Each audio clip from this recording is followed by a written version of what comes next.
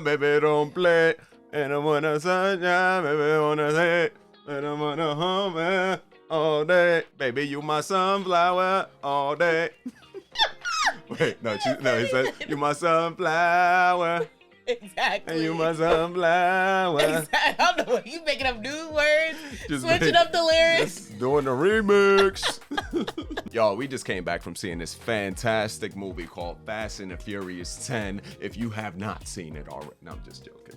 But not for real, y'all. We just came back from watching Spider-Man Across the Spider-Verse. Not one time. We saw that mofo twice. And it was a good time every time. We noticed a little extra, the second time around, obviously, because you already know what's about to happen. But you already know, it's your boy saying your boss. I'm Lady Boss. We're the Boss Couple. Thanks for hanging out with us. This movie picks up a little bit over a year after the events of the first movie. We do get to see some familiar faces, which was nice, but we also get introduced to a bunch of new characters. As y'all saw in the trailer, there was a bunch of Spider-Men. We'll get to that. There was no shortage of Easter eggs, cameos, just tying everything together so beautifully. This movie is a coming-of-age story about old friends reconnecting and about the impact that they had on each other's lives, that they didn't even realize that they had that level of impact on each other's lives, you know what I mean? They were feeling it themselves, but it's like to see, like, not to get, this is a spoiler-free review, by the way, but to see the level of impact that you had on somebody else's life and you didn't even realize it, it's like, it's touching, Let us know if you'd be interested in seeing a spoiler type of review, because we want to get into the spoilers and talk about little,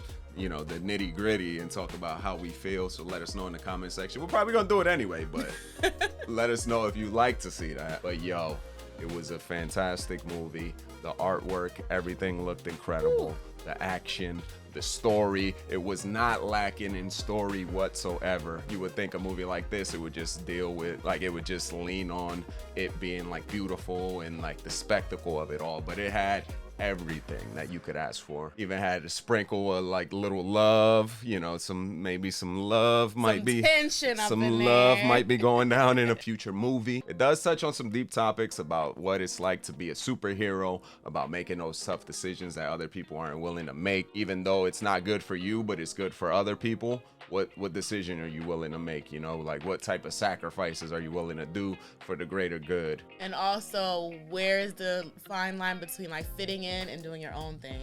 Exactly. Because I feel like that's definitely very significant in this movie as well. And it's just funny how it's like they do a comedy play on it, so you get like the comedic relief, but then you also get the real deep truth behind it that people could relate to in real life. So for sure, it's nice how they kind of tie it together so it's enjoyable for kids to understand, and it's okay, cute little fun movie, but for us adults, we're like, oh, okay, this is funny, but it's actually getting deep. This is a really good storyline behind this. They didn't just give us fluff, they really did everything for this movie, and it was worth the wait. You can see the thought and the care that they put into this. But yes, the story was phenomenal. The first 20 minutes, we get a deep look into Gwen's life. You really get to see how she got to where she got to, and what's her role in this whole, Spider-Verse. For sure. And then it was definitely cool to see. And in those first 20 minutes, a lot happened. There's a lot of Miles. This is definitely a Miles story, but Gwen was there as like the co-star. It wasn't like it was just like separate stories. Like they tied it back together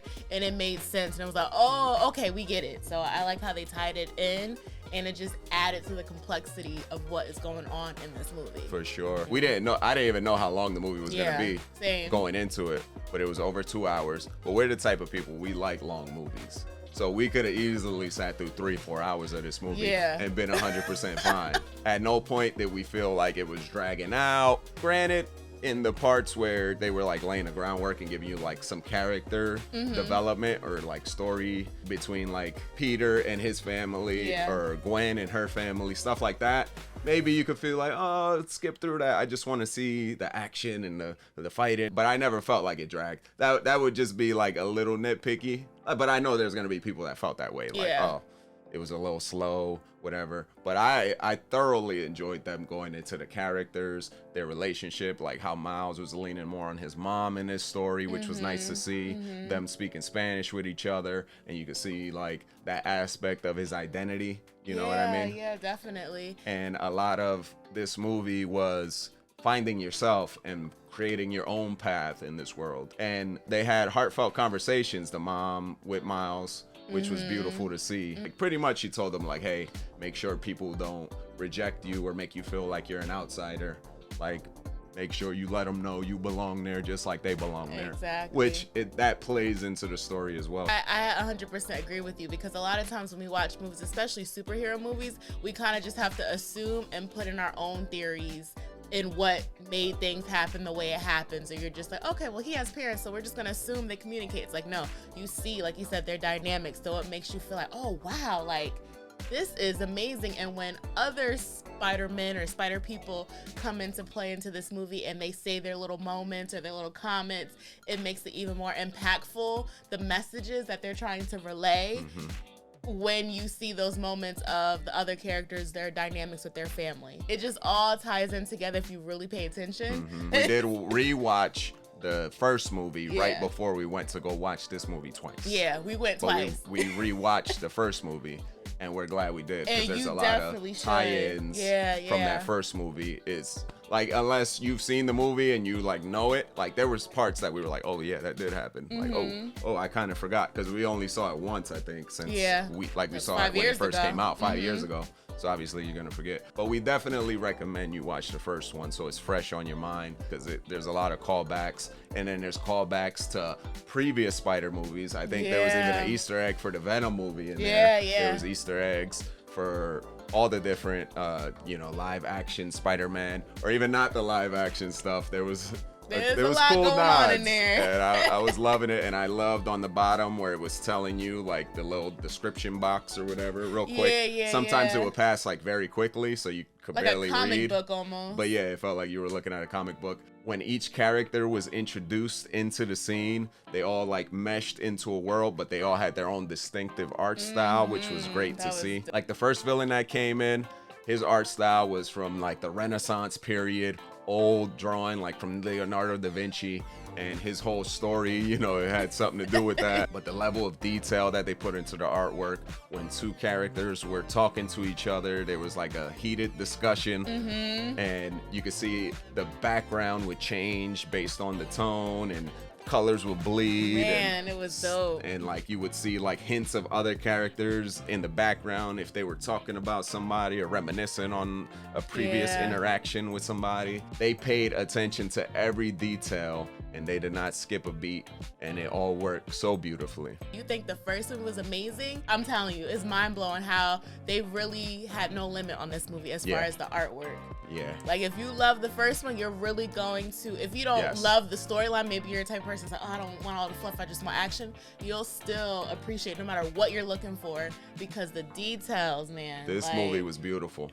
From an artistic standpoint, just looking at it, it was absolutely gorgeous. Oh my God. Looking at all the different art styles meshed together. I think there was even like a Spider-Man from the PlayStation 1, it looked like, that was in there. But like just seeing them all interact in their own unique art style, and like it all fit beautifully, the way they talked, and the amount of care and love that they put into this project. Like, I might go see this thing a third time just to admire the artwork. Like, I think so. It is that good. Definitely feel like this is a Marvel classic, and I feel like this is one of those movies where it's like, when certain movies come out, you're like, oh, that just changed the dynamic. I feel like when Shrek came out, that was like, that changed the dynamic. It's given 1950s with everybody else compared to this. Exactly. Because there's no limit. Like these Illumination or Pixar movies, and this movie absolutely destroys the genre. And then the voice acting. Like the voice acting, the music, is already gonna be on the pop. The music was fantastic. It was there when I was watching it, but the second time I feel like I appreciated the music even more. And then the voice acting, woo! Like Oscar, Daniel, Issa.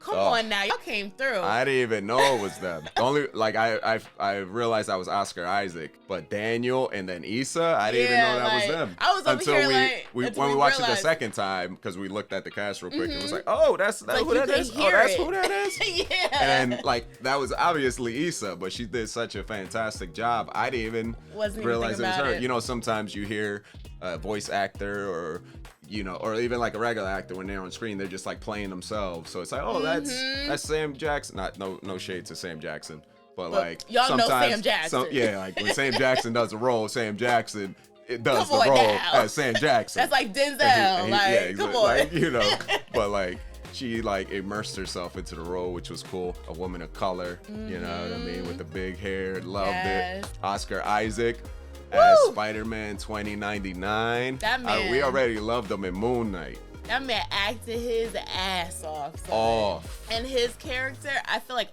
all of the Spider people, they have different dynamics. They're not all the same. But the way that he did his Spider-Man, it's like the complexity of his character is different than the norm of Spider-Man. For sure. So it was like, ooh, he brought like a level of seriousness and like gravitas, and he had like this brooding energy. Yeah, it was like very intense.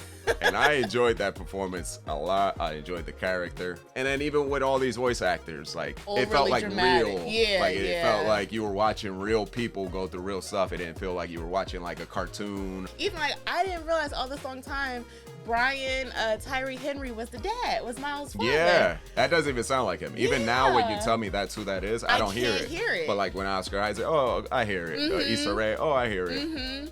Even Daniel, I feel like I haven't really heard his regular speaking voice. I would have to hear him more. Speaking of Daniel, Spider-Punk, it had to have been one of my favorite characters in this whole thing. Mine too. Once you listen to what he's saying, it ties into the overall story. He got a big role. He got a big role. Subtle, but big. And also just, I know that you have to agree, the way his character is drawn, because all of the Spider people, they have different animation styles. Yeah. And his artistic style, it was hot. We thoroughly enjoyed all the new Spider people that they introduced. Not only the people who, these are the ones that had prominent roles, but even like the smaller cameos. It was nice to see. You're going to get some new favorites, even if it's like 2 seconds on the screen. Even the finger pointing scene that we all have been accustomed to, they incorporated that in a hilarious way. Yes. I loved all the representation in this movie, how they like, anybody could wear the mask. Literally anybody could wear the mask. They were showing people from future, people from the past, people all over from different cultures. We had the Spider-Man India with the phenomenal hair. We had Spider-Woman, like we said, black woman. Pregnant. She was even pregnant out here doing the business. Damn animals out here as spiders. The villain in this movie made a whole lot of sense. He kind of felt like a throwaway character at first. And you could tell with the dialogue, that's how he was like getting treated. But then the way his character arc comes around, and he's like, oh, you think I'm a pushover? All right, let's see. You're going to see what's up. So not to get into any spoilers, but my man did the damn thing. The voice actor, I realized after the fact. I had seen him in Fargo, but like he was giving me Ryan Reynolds type of vibes with his performance, which was cool. The way that he starts off, you're like, oh damn, and like how his whole story arc came to be. Yeah, it just shows it's different. like the consequences of people's actions lead to other stuff. You know what I mean? So. Yeah. It just all made sense. You'll know what we're saying once you watch it. But even though we had the main villain, who was a villain in the technical sense, you did have other villains that were introduced, quote unquote. People that you don't expect are ended up being villains, or like villains in the sense that they're not in agreement with the main character. They're like going against, like they're stopping the main character from doing what they want to do. Yeah. Another one at the very end that we won't get into. It was like, damn. It was like, oh shit. This is who he up against at the end. This is how we ending this. And when they ended it, my jaw was on the ground. I wanted more. But thank God we don't gotta wait another 5 years. Ooh, honestly, I think I would have sat here and threw my popcorn, my drink at that screen. It was left on a huge cliffhanger. But y'all, if you can't tell by now, we thoroughly enjoyed this movie. The action was great. The storytelling was phenomenal. The artwork, the visuals was absolutely out of this world. 10 out of 10. It was a spectacular movie. You say 10 out of 10? I'm giving it a 10. I don't care. I'll give it like a 9.5 out of 10. But I'm not mad with a 10. I'll give it a 9.879. Listen, this is definitely one of the best animated. It's gotta be, I don't even know what other animated movie's better. I can't either. Like, let's say at least top 3 animated movie for me all time.